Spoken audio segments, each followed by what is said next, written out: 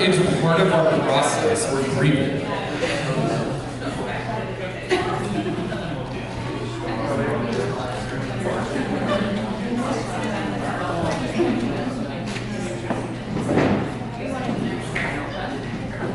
Greg's constant courage and his pride made us all look deep inside, into his heart, into his mind, and now his memories left behind.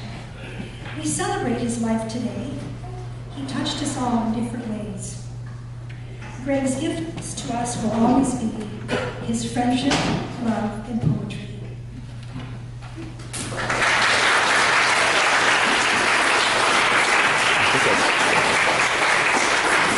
Is that my name on the board? Oh, or then Adam. Does that say Adam? I assumed somebody wrote my name on the board. Wait, did you not hear the rules? You have to announce it.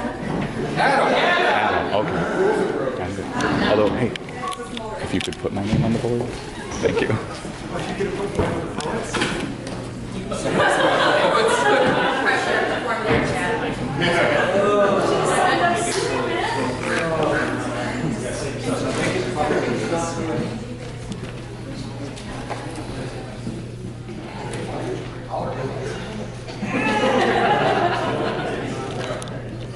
This way, right? Yep.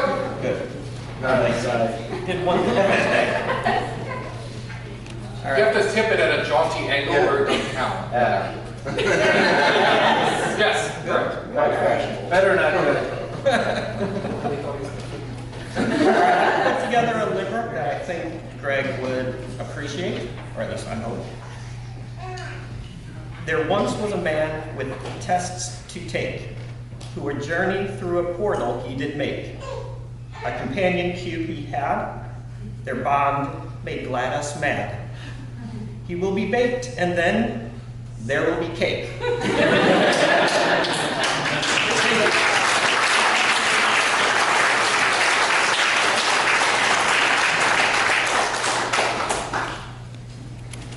Yeah, just copy those journals. Yes, sorry. Which table? Nobody's sitting in. Kevin.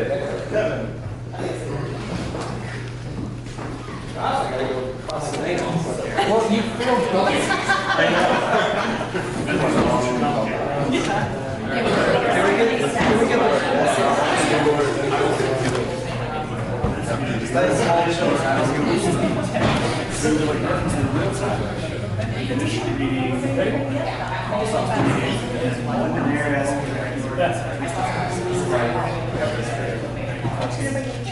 Kevin, how'd you know Greg? I'm friends with Chad and Laura. Through Chad and Laura, I met Ben. Ben's great. Nice to meet all of you. I'm Kat. Roses are red. Violets are blue. And I'm sorry, Greg, but I never met you. But I've met your brother. He's kind of a clown. And I know for loving him, you went up, not down. My poem ain't a sonnet. In fact, it's quite bad. But someday we'll meet. That makes me glad.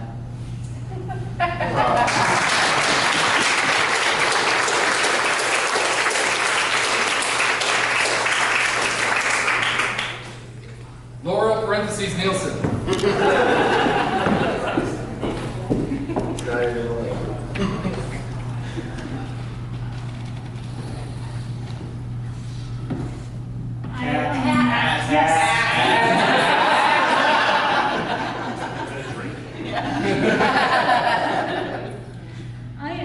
Had the distinct pleasure of eavesdropping on a Dungeons and Dragons campaign of which Greg was a part. Those of you who know Ben on Facebook may have caught wind of a particularly memorable moment in this campaign, and that inspired this haiku. Wizard's spirit, bard's wit, he maketh tigers kittens. Long will toast his name.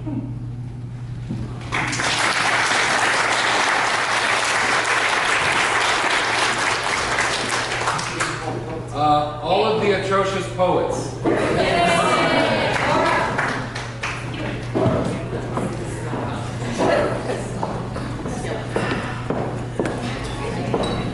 Okay, So we were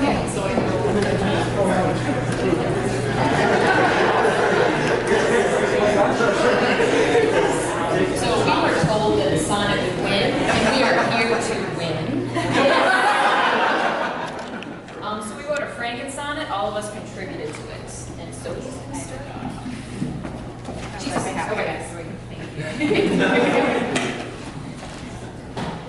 The universe is free to fall down at your feet.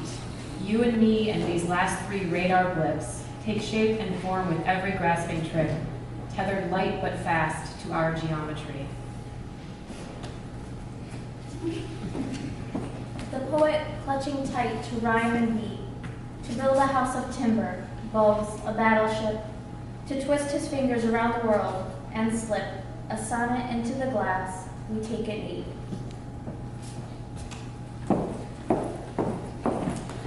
The world in the eye of the beholder, overboard.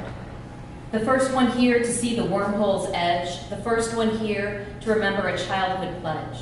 Scattering tiles and letters, this checkerboard holds strategies sniffed out but still unplayed. The boat scrapes the shore, the stars have stayed.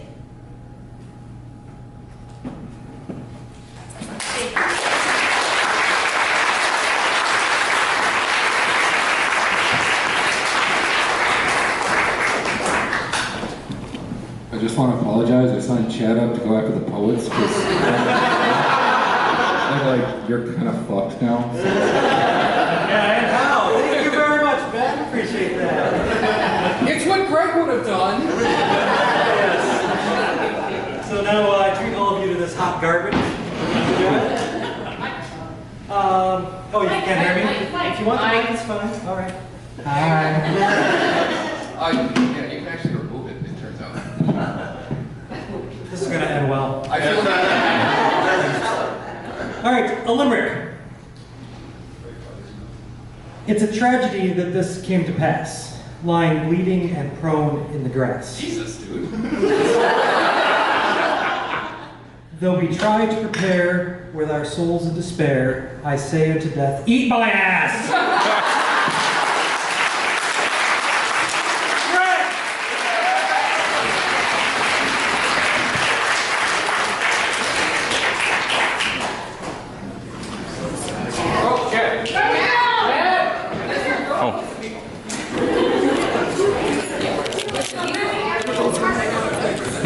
Everybody's running out. Oh god, I pushed a button. Oh. I think I just zoomed it a little. Hold on. Okay, yeah, there. Okay. All right, you're good, you're good. I know. Oh yeah, Alan's next. Put on the hat.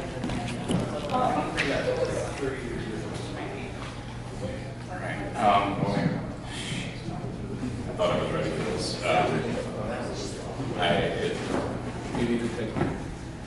No, I'm all right. I've known Greg since middle school, since he moved. Him and his family moved to Illinois from Texas. He was, I didn't have a whole lot of friends at the time. He was, he quickly became my best friend. We would ride our bikes, around town. We would walk for hours and hours. Me and Greg and Matt would just walk around Woodstock because there wasn't fuck else to do. There still isn't. That's good to know. And I have a lot of really good memories from that time.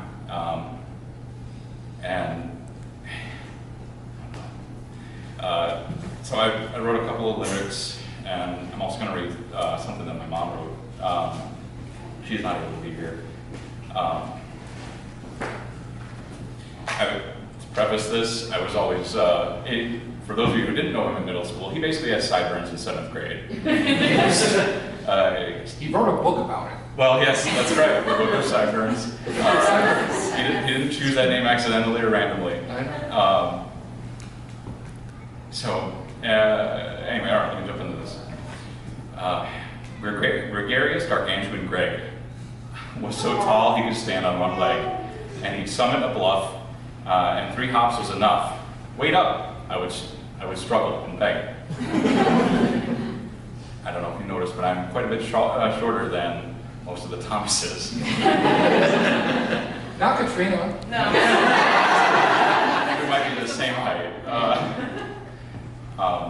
Greg was a man, not a bug, though his sideburns were more like a rug.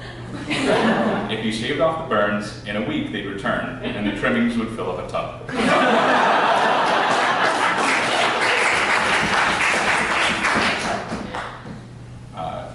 And this one is an inside joke. So, Like, inside what? Yeah. So I apologize if y'all don't get it. This is a haiku. Invisible bear, wandering suburbia. There! Oh, you missed it. And this is the one that my mom wrote. Last percolator, down the hall, down the elevator, pass through the wall, turn off the movie theater to rest for all.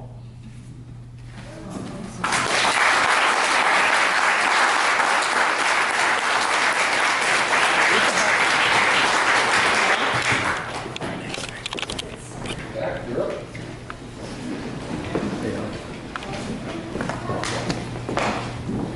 Okay.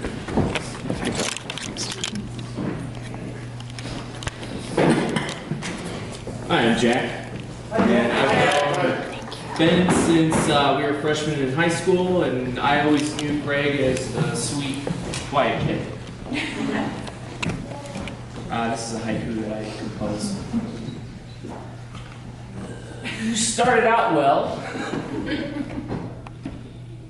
Go eat a big bag of dicks, 2019.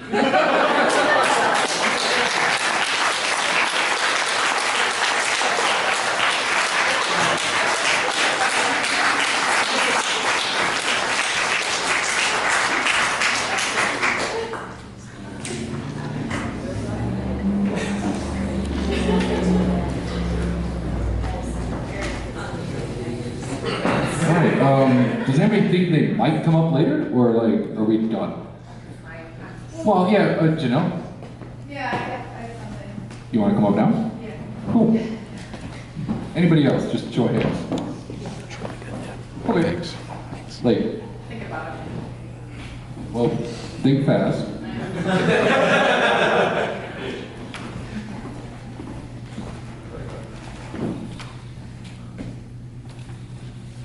I don't think he ever would have let me wear this. So, Greg was actually a part of a group called the Stigma Enigma Online that I came up with just to let people come in and share their experiences of depression and anxiety. And he left us a really wonderful short story that I'd like to share with you guys. So, he said I wrote a short story. And it is. It's true. Muffled. My depression's been acting up, he says, in the same way that another man might comment with the muffler has been rattling and it ought to get taken in and looked at. So they both make an appointment with professionals that are well trained in depression and mufflers. The professionals go under the hood with the diagnostic tools and say, aha, I think I found the source of the problem. One man goes home with a new muffler. The rattling will trouble him no more. The other one can't be fixed. The depression is acting up and the demons are rattling about. Most of the things they say are outright lies, but they can be very convincing, especially late at night when the man is all by himself and vastly outnumbered. They say that he's alone. No one will ever love him. There is nothing to look forward to. Things that are obvious lies during the day, but it can be harder to see in the dark. They'll bring up the past, any and every horrible thing that the man usually knows is better to not think about. They'll dredge up these extreme things, but not the good things, or even the mundane things. And they'll make them seem like there is no good or mundane things. They do not, for example, talk about mufflers. Then if the demons are feeling particularly savage, they roll out of the big lie. Maybe you've heard this one before. They say the world would be better off without you. It wouldn't take long. All your problems will be gone. At this point, there's not a lot of options. The man, of course, can do nothing, which is the easiest thing to do, but it does not stop the rattling. Or he might reach for a rope or a knife or whatever the demons have handy. They are more than happy to make suggestions. Or the man can reach for a phone. It's probably the hardest thing to do in this scenario, and the demons are avidly explaining that no one cares and that there's no point. The rope is so close, you're almost done. I'm not done. I have friends and shit to do. It will not defeat me. I reach for the phone. My depression has been acting up, I said.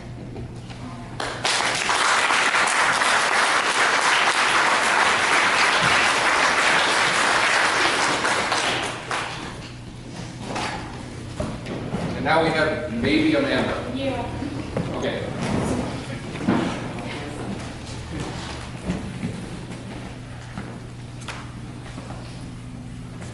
I'm not the wordsmith that Greg often was, but, you know, I still say that I'm the youngest of four, and I'm still gonna miss him, but I also noticed the irony. I made the sashes out of colors he couldn't see because he was colorblind. But that was kind of the thing about Greg, was always just his silly little moments. Like, we would play a video game together, and we would play it totally wrong based on what you wanted us to do, but we didn't care, and we'd have fun. There was one where we decided, we don't know what to do in this map, but the map keeps giving us flashbang grenades. So the best solution was we should line up at opposite ends of the hall. We're both going to throw one and run punching to see if we can kill the other player. We would do things like this for 45 minutes to an hour until we were laughing so hard we were crying and we both had to walk away. And then there'd be some nights on the weekends, my schedule versus his. I'd be like, well, Greg, we'll do this time warp again. I'll see you Monday. It's a Friday afternoon, because I'd be at work in the afternoons, he'd be at work in the evenings, he'd sleep till 2, that son of a bitch. I'd never figured out how he did it. And that's kind of what I'm trying to hold on to, but then seeing all these people here tonight, and I don't know most of you, but thank you for coming and sharing your stories and reminding me of how many lives Greg did touch and how many people he influenced, but also how far he comes and came through all the things he endured and all the suffering he had, and he still came out on top. And I still don't know how he did it either, that son of a bitch. And we all love him, and we're all gonna miss him, and at least he can't complain that I finally made him something quilted. Because I made pot holders for Ben, and I'd ask Greg, oh, you do a lot of cooking, do you want me to make some for you? And like, bacon fabric or something, or guitars, or whatever I could find. And Greg would always grouse and grumble, oh no, I don't want any of that stuff. But then, if I'm making dinner and it was something I knew he'd love, and I'd make extra, because Greg would be like, oh, hey, I like that. Can I have that? Sure, Greg, no problem.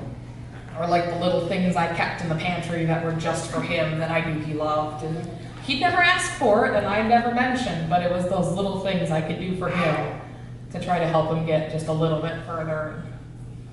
Again, he can't sass me. I made him a quilt, whether he damn well liked it or not.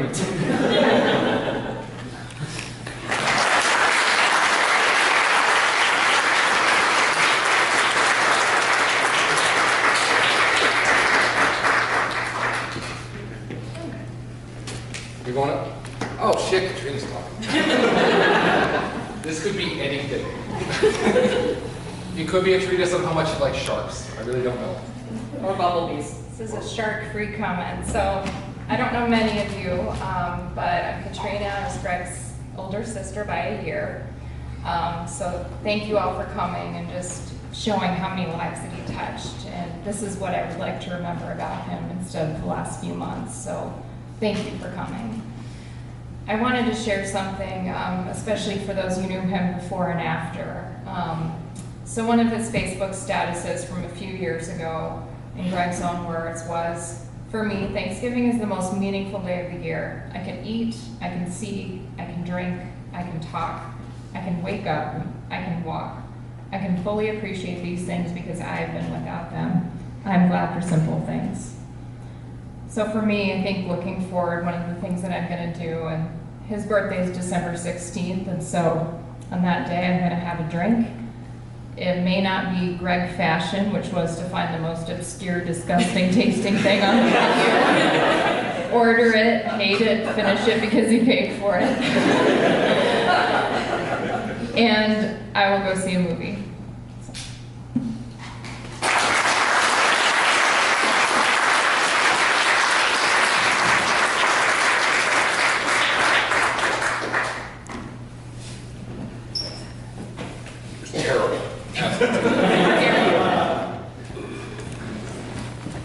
All right, if you guys are all done, we will adjourn and pick Let our the games tickets begin. and